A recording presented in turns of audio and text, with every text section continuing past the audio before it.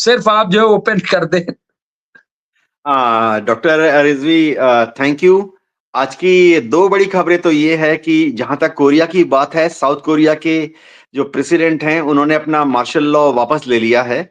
और अब जो उनकी ऑपोजिशन पार्टीज हैं जो कि बहुत मजबूत हैं, वो उनके ऊपर प्रेसिडेंशियल इम्पीचमेंट का प्रोसेस चालू करने वाले हैं, यानी उनको किस तरह से राष्ट्रपति के पद से हटाया जाए।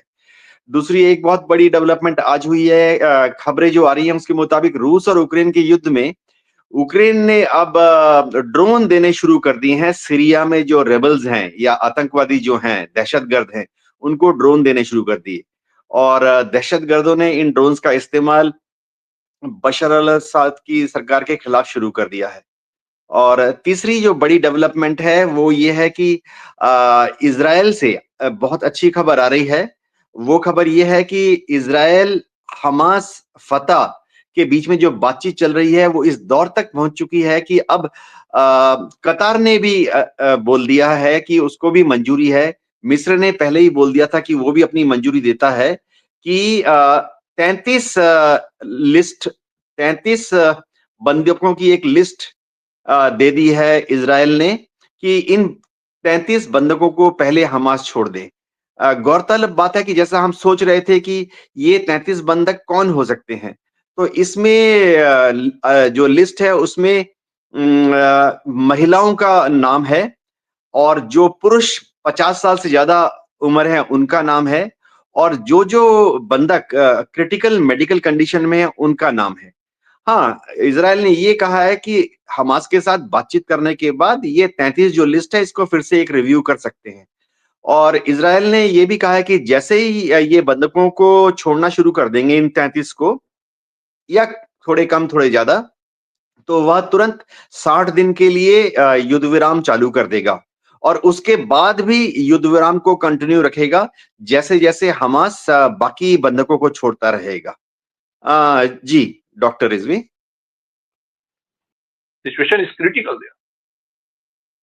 जी बिल्कुल, बिल्कुल।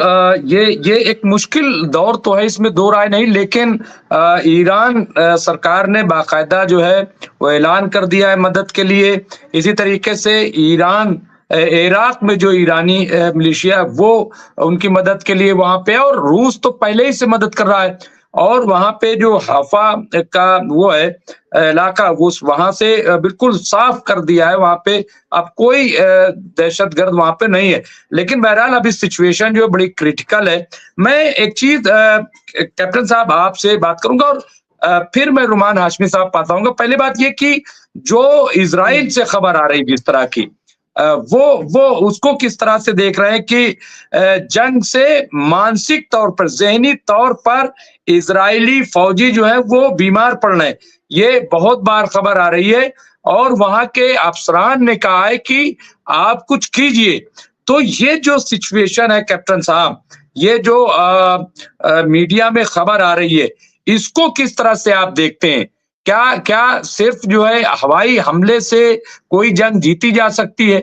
अगर जमीनी सतह पर इजराइल खोखला हो रहा है और इस तरह से कमजोर हो रहा है, तो कैसे हम इसको देखते हैं? ये कितनी देर तक इस तरह से टिक जाएगा? वो बात अलग है कि हम अभी जंगबंदी की बात देख रहे हैं, उस पर भी मैं चर्चा करूंगा। कल भी हमने की थी और आज भी, कि अपनी शर्तों पर ही हमास और हिजबुल्लाह तैयार होंगे, क्योंकि उनका बहुत भारी नुकसान हुआ है।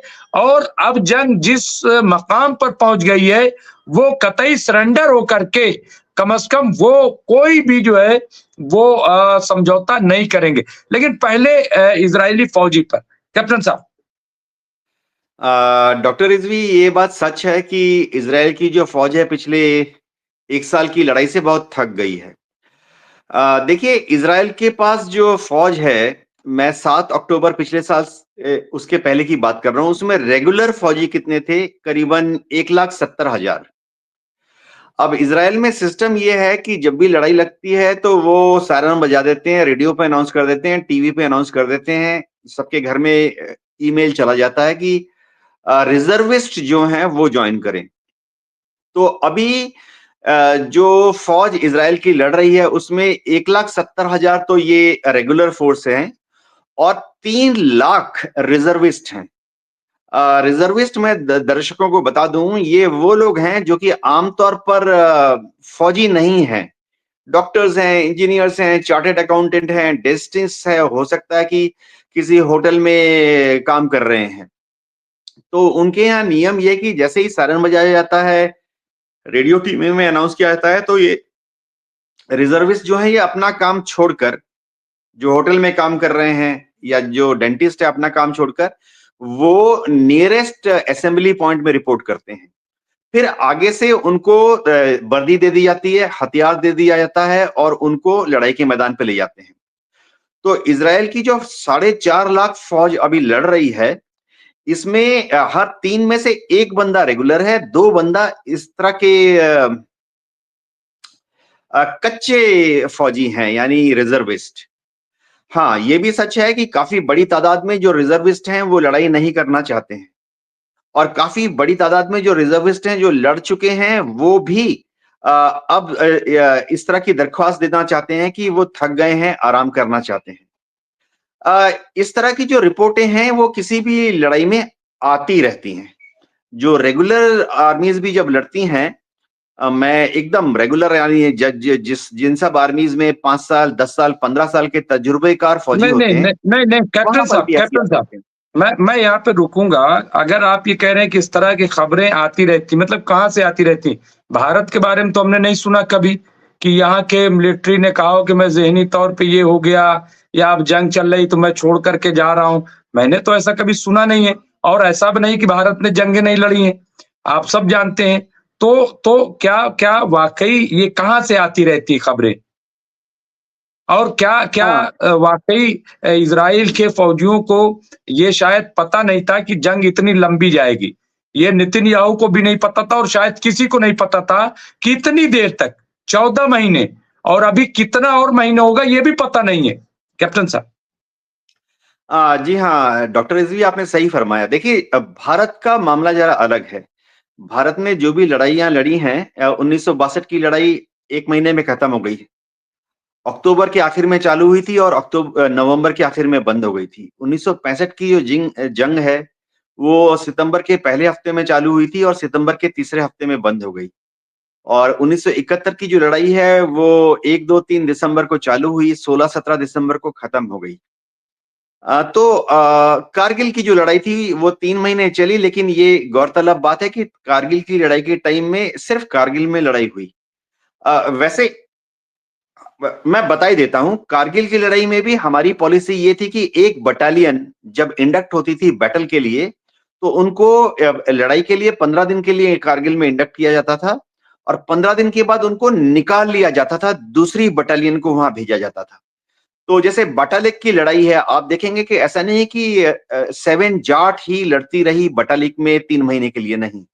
बटालिक में जो लड़ाई चालू हुई मई के महीने में, वो जून जुलाई तक चलती रही, लेकिन लगातार एक के बाद रिप्लेसमेंट आती रहती। ये एक नॉर्मल स्टैंडर्ड प्रोसीजर है। जैसे मैं अपनी एयरफोर्स की बात करता हूं, हमारी एयरफोर्स ने भी अभी तक कोई लंबी लड़ाई लड़ी नहीं है। लंबी लड़ाई जैसे अफगानिस्तान में लड़ी रूस ने, या लंबी लड़ाई लड़ी जैसे अफगानिस्तान में लड़ी अमेरिका ने। तो होता यह है कि जैसे एयरफोर्स की एक यूनिट या एक अटैक हेलीकॉप्टर यूनिट इंडक्ट होती है, वो मैं रशियन एयरफोर्स की बात कर रहा हूं या अमेरिकन एयरफोर्स की बात करता हूं। अगर हमारी भी फौज को अगर एक लड़ाई 6 महीने लड़ना पड़े, जनरल वॉर यानी गुजरात, राजस्थान, पंजाब से लेकर कश्मीर तक अगर लड़ना पड़े 6 महीने के, ये स्टैंडर्ड तरीका होता है कि एक फाइटर स्क्वाड्रन बैटल में इंडक्ट होती है। इंडक्ट का मतलब है कि उनका बेस तो पूना में है या हैदराबाद में है या बेंगलोर में है, वो आके जैसलमेर से लड़ना शुरू कर देते हैं। तो उसके बाद 1 महीने के बाद या 45 दिन के बाद उनको डी इंडक्ट कर लिया जाता है।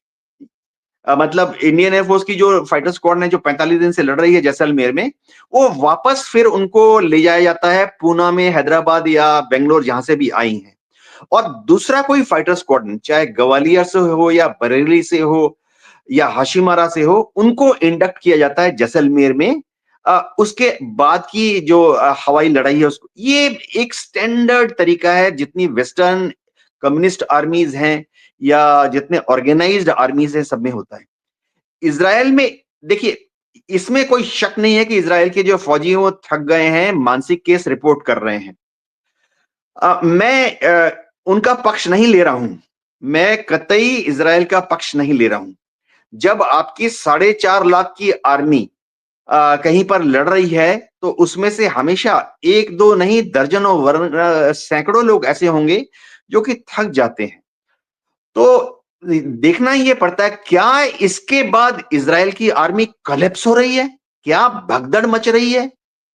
क्या उनमें म्यूटिनी हो रही? म्यूटिनी का मतलब है कि एक बटालियन है, उसमें सारे जवान बस अपना हथियार जमीन पे रख के बैठ गए और अपने कमांडिंग ऑफिसर को बोले, साहब अब लड़ाई नहीं लड़ सकते, हम थक गए हैं। एक बटालियन में एक आकलन होता है, हमारे पास चार्ट्स भी होते हैं, फ्लिप चार्ट्स होते हैं। एक बटालियन में जैसे समझिए 1000 जवान हैं, लड़ाई के टाइम पे उसमें से कितने जवान आमतौर पे अगर मारे जाते हैं, तो बटालियन को रेस्ट के लिए भेज जाते। आमतौर पर ये है कि एक बटालियन की लड़ाई में 1000 जवान अगर हैं, करीबन अगर 120 से 150 जवान अगर मारे गए हैं, तो उस बटालियन को डी इंडक्ट कर लेते हैं। डी इंडक्ट का मतलब है कि ये मान लिया जाता है कि अगर 120 से 150 जवान एक बटालियन के मारे गए हैं लड़ाई के दौरान, तो जाहिर बात है और भी 150 या 200 जवान बुरी तरह से घायल भी हुए हैं।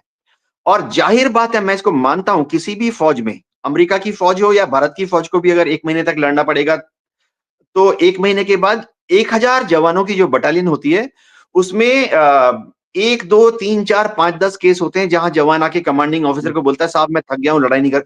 हम इसको बिल्कुल, बोलते हैं बिल्कुल, एक बिल्कुल, एक एक मिनट, 1 मिनट दीजिए, 1 मिनट दीजिए डॉक्टर जी। तो P10 नाम का एक फॉर्म होता है। P10 फॉर्म रेज करता है, तो ये एक जाहिर स्टैंडर्ड ऑपरेटिंग प्रोसीजर है, क्योंकि मालूम है कि ऐसा होता है। तो P10 में जवान का नाम लिखा जाता है, उसको वहां से निकालकर पीछे ले आते हैं। और जैसे ही एक यूनिट में 5 या 10 P10 केस अगर हो जाएं, P का मतलब साइकोलॉजिकल, P10 फॉर्म भरने के बाद अगर एक बटालियन में 5 या 10 P10 केस हो जाए, तो उस बटालियन को डी इंडक्ट कर लेते हैं, यानी उनको रियर में बुला लेते हैं, लड़ाई के मैदान से 200, 300, 500 किलोमीटर पीछे ले जाते हैं रेस्ट एंड रिक्यूपरेशन के लिए। तो इज़राइल, ये सोचना कि इज़राइल इन वजह से इतना कमजोर हो गया है कि वो गजा छोड़ देगा, शायद। देखिए, मैं इज़राइल का साथ नहीं दे रहा, ना मैं इज़राइल को मजबूत बता रहा हूं, ना मैं हमास को कमजोर बता रहा हूं। मैं इतना सिर्फ बता रहा हूं as a military special strategist, ये सोचना कि इन वजह से इज़राइल गजा को छोड़कर वहां से भगदड़ मच जाएगी और लोग वापस आ जाएंगे इज़राइल में, ऐसी नौबत नहीं है। ये हमास को याद रखना पड़ेगा, क्योंकि अगर हमास लड़ाई लड़ने के लिए आगे बढ़ता रहेगा, तो अभी भी इज़राइल की आर्मी लड़ेगी। दूसरी बात है, मैं आपको आज बता देता हूं कि इज़राइल से उनके जो शिन बेट के चीफ हैं, रोनेन बार, वो भी गए हुए हैं कायरो में सीज़फायर के लिए बात करने के लिए। और हमास के जो रिप्रेजेंटेटिव्स हैं, उन्होंने भी इसमें शरीक हुए। फतेह के रिप्रेजेंटेटिव हैं, उन्होंने भी सीज़फायर की बातचीत में शरीक हुए। तो मेरे हिसाब से मैं हमास को कमजोर नहीं बता रहा हूं, मैं फतह को भी नहीं बता रहा हूं कि वो डर गया है, लेकिन मैं उनकी दाद देता हूं कि हमास और फतह अभी तक इस बातचीत में बने हुए हैं। जी डॉक्टर रिजवी।